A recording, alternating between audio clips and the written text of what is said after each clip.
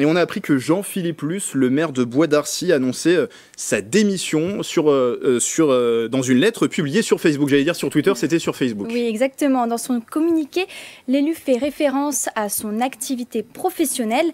Les conditions ne sont malheureusement plus réunies pour que je puisse terminer mon mandat sereinement, notamment car mon activité professionnelle que j'ai toujours souhaité poursuivre me demande de plus en plus de temps. Il évoque aussi un mandat particulièrement difficile suite à la crise sanitaire, énergétique et inflationniste. Jean-Philippe Luce était devenu maire de Bois d'Arcy en novembre 2020. L'édile adressera sa démission au préfet des Yvelines. Dans les 15 jours suivant la démission du maire, le conseil municipal devra se réunir afin de procéder à l'élection d'un nouveau maire et de ses adjoints. Pardon, je m'étouffe. Dans l'actualité de ce mardi 6 février également, Clara, cette nouvelle mobilisation des enseignants, une grève qui était à l'appel des principaux syndicats d'enseignants. Oui, et le mouvement national a été suivi dans les Yvelines. Parmi les établissements mobilisés, le collège de la Couldre à Montigny-le-Bretonneux, où selon le collectif des enseignants, 70% d'entre eux ont répondu au préavis de grève déposé ce mardi. Parmi leurs revendications, le manque de moyens humains, leurs conditions de travail ou encore la perte de moyens horaires de l'établissement, Gabriel Gontier était sur place. Ça fait plusieurs années qu'on perd des moyens horaires sur notre dotation. Cette année, on perd à nouveau 6h50 de dotation horaire en heures d'enseignement pour nos élèves. Et tout cela associé aux nouvelles directives avec des groupes de niveau en 6e et en 5e en mathématiques et en français, fait qu'on perd plus d'une vingtaine d'heures d'enseignement pour nos élèves. Parmi les enseignants, cette baisse de la dotation horaire globale menace également certains cours et sections au sein de l'établissement. Le fait qu'il y ait des groupes de niveau, ça va forcément impacter toutes les autres matières, à savoir que tous les demi-groupes qui étaient mis en place, qu'on appelle l'AP, ça va en fait être complètement déstructuré et il n'y aura plus de demi-groupes, alors que nous avons des effectifs d'environ 30 élèves par classe. Donc ça implique plus de travaux pratiques, des séances en salle informatique qui sont impossibles, en mathématiques, en technologie, dans toutes les matières.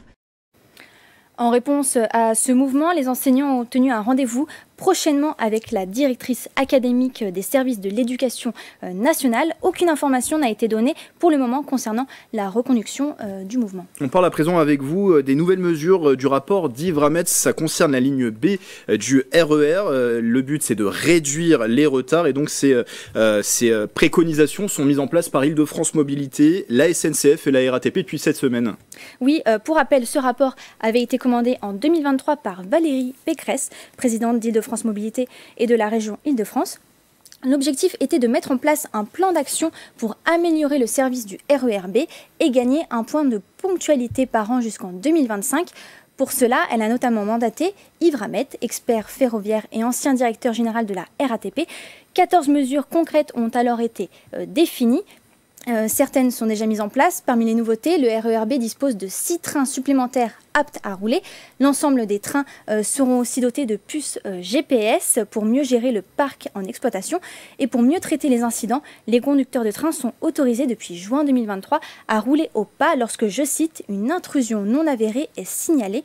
Selon nos confrères du Parisien, Laurent Souvigné, directeur de la ligne du RER B, affirme que les chiffres du mois de janvier sont encourageant. 86,7% des trains étaient à l'heure ce mois-ci contre 82,9% en janvier 2023. Il était amarré au quai des Vins de Limay depuis 2008. Le yacht de Churchill va quitter les Yvelines puisqu'il a été vendu à un collectionneur anglais.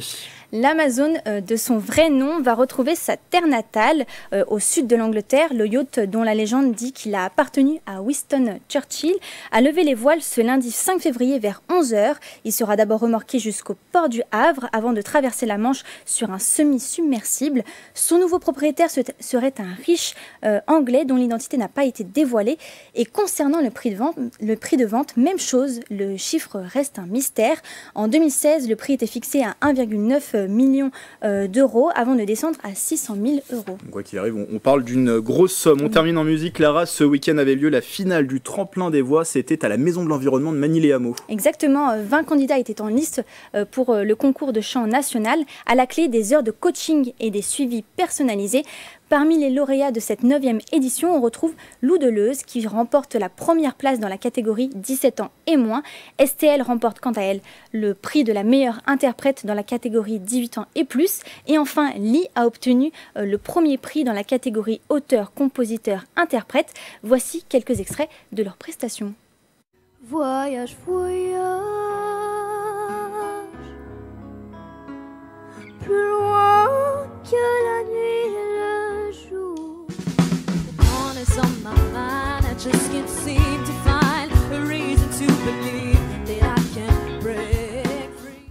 Je me suis cassé la gueule en tombant sous ton charme dans un tapis de fleurs aromatisé de muscade. Je me suis cassé la gueule. Bravo aux gagnantes de cette 9e édition du Tremplin des Voix et merci à vous Clara de Frutos pour ces informations et comme d'habitude, si vous aussi près de chez vous, vous êtes témoin d'une actualité qui vous fait réagir dans les Yvelines, n'hésitez pas à la partager sur les réseaux sociaux en utilisant le hashtag 78news.